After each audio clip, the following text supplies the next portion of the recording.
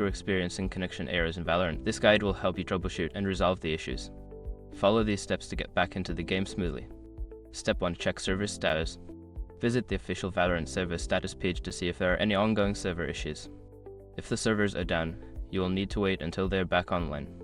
Step 2. Restart your router. Unplug your router from the power source and wait for about 30 seconds. Plug it back in and allow it to fully restart. This can help refresh your internet connection and resolve connectivity issues. Step 3. Disable VPN or proxy.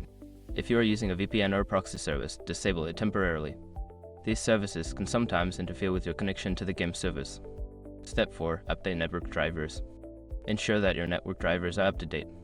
Go to the device manager on your computer, find your network adapter, and check for any available updates. Installing the latest drivers can improve connectivity. Step 5. Reinstall Valorant.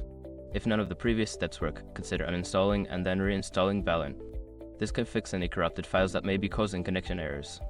By following these steps, you should be able to resolve most connection issues in Valorant. If problems persist, consider reaching out to Riot Games support for further assistance.